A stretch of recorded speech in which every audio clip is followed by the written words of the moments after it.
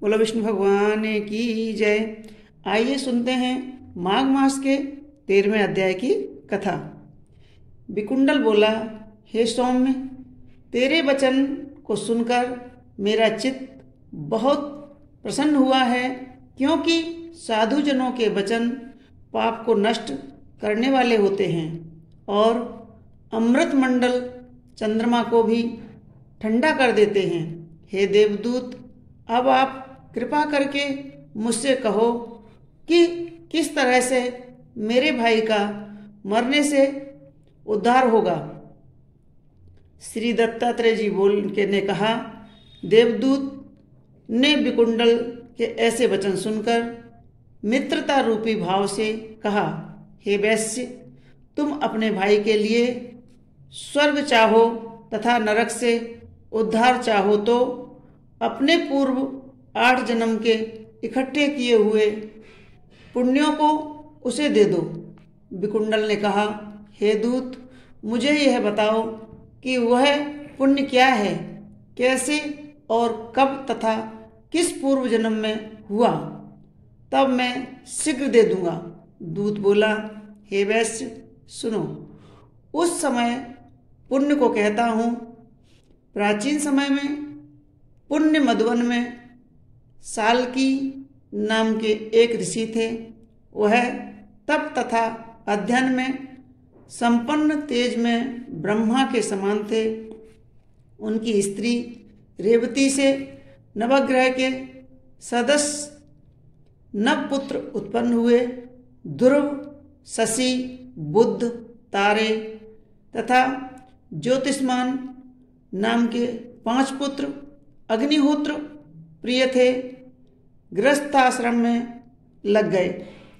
निर्मोह, जितमाया, ध्वनि निष्ठ और गुणातीग यह 4 पुत्र संन्यास लेकर अविवाहित ही जंगल में रहने लगे। ये शिखा तथा यज्ञ पवित्र नहीं रखते थे। पत्थर तथा स्वर्ण को समान समझते थे। जो कोई इनको अन्न वस्त्र देता था उसी को ये लेते थे।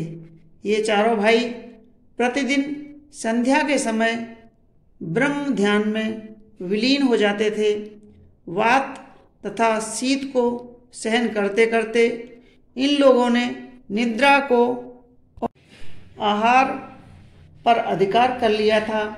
विष्णु रूप से सब चर और अचर संसार को देखते हुए, मौन धारण किए हुए ये आनंद से पृथ्वी पर घूमते थे। तब तुम 8वें जन्म में मध्य प्रदेश में पुत्र, पत्नी तथा कुटुंब से युक्त थे। उसी समय मध्याह्न में भूखे प्यासे ये चारों तुम्हारे घर में आए। जब तुमने इनको घर के आंगन में देखा तब हर्ष और सम्मान सहित देवता के सदस्य दंडवत करके इनके चरणों को स्पर्श कर धोया और मस्तक पर लगाया और हाथ जोड़कर मधुर वाणी से तुमने इन लोगों का अभिनंदन किया और कहा, आज मुझ पर विष्णु भगवान प्रसन्न हुए हैं। मैं आज सनाथ हुआ।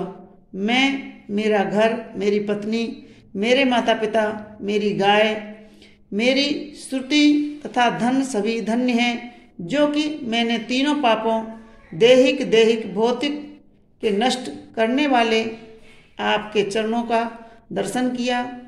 आपका दर्शन भगवान हरि के दर्शन के समान धन्य है। कहते हैं कि सन्यासी के चरणों का जल छिड़क पिछले 7 जन्मों के किए हुए पापों को नष्ट कर देता है। गंध, अक्षत, पुष्प, धूप तथा नीरांजन से संस्कार किए हुए रत्नों से पूजित करके तुमने इन सन्यासियों को भोजन कराया। परम हंसों ने प्रसन्न होकर रात में तुम्हारे घर में विश्राम किया तथा ज्योति स्वरूप पार ब्रह्म के ध्यान में लग गए।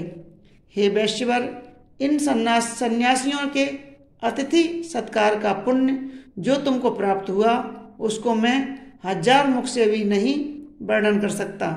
भूतों में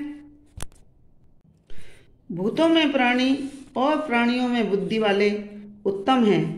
मातिमानों में मनुष्य और मनुष्यों में ब्राह्मण उत्तम हैं। ब्राह्मणों में विद्वान, विद्वानों में पुण्य करने वाले और पुण्य करने वालों में ब्रह्मवादी उत्तम हैं। सत्य गुणी ब्रह्मवादी गृहस्थ के घर में विश्राम करने से उनके जन्म जन्मांतर के पाप क्षण भर में विनष्ट होते हैं। यदि नरक से विमुक्त करना चाहते हो तो अपने 8वें जन्म का पुण्य अपने भाई को दे दो। दूत के ऐसे कहने पर विकुंडल ने अपने भाई को वह पुण्य दे दिया। तब वह नरक से निकलकर आया।